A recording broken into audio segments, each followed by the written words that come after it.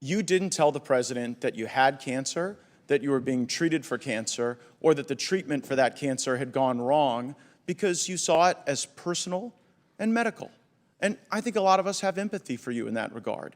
But now that you see how personal medical decisions are, will you call for the re-recruitment, restoration of full rank and back pay for the 8,600 service members who were vax mandated out of the military?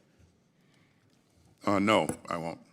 So on March 4th, 2021, you authored a memo. It was entitled Message to the Force. And in that memo, you said that there would be clear and swift accountability for anyone who didn't meet the highest standards of the Department of Defense. Now, however this worked out, we all acknowledge that what you did here didn't meet the highest standards, right? You made a mistake. I admitted to... Yeah, okay, so we got that. So then the question is, what becomes the clear and swift accountability? Now, you're not going to be discharged, right? No? That's right. Okay, you're not going to be suspended. You're not going to be demoted, and you're not going to have your pay cut. None of those things are going to happen to you, right? That's right. Okay, so you come here seeking some grace and some forgiveness. And I want you to know that one of the service members who you vax mandated out of the military sent me the parable of the unforgiving debtor. And it's in the book of Matthew, it's verses 21 to 35. The man fell down before his king and begged him, "Please be patient with me, and I will pay all the debt." Then his master, filled with pity for him, released him and forgave him of his debt. But when the man left the king, he went to a fellow servant who owed him a few $1,000s. He grabbed him by the throat and demanded payment. His fellow servant sat down and begged him for a little more time. "Be patient with me, and I will pay it," he pleaded. But his creditor would not wait. He had the man arrested and put in prison until the debt could be paid in full. When some of the other servants saw this, they were very upset. They went to the king and told him everything that had happened. And the king called the man who had been forgiven and said, "You evil servant, I forgave you that tremendous debt because you pleaded with me. Shouldn't you have mercy on your fellow servant, just as I had mercy on you?"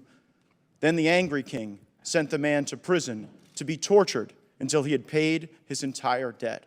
Mr. Secretary, you come to us seeking forgiveness, but you offer none.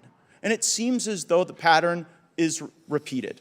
You make a mistake, like on the vax mandate and here regarding your notification, then you get busted. President Biden had to sign something into law reversing your vax mandate. You got busted here, not because you came forward, but because we learned of this through other means. And then after you get busted making a mistake, you want that benefit, but you don't want to extend it to others. This isn't swift or clear. You're not meeting your own standards that you set for yourself. And you say that the DOD is a learning organization.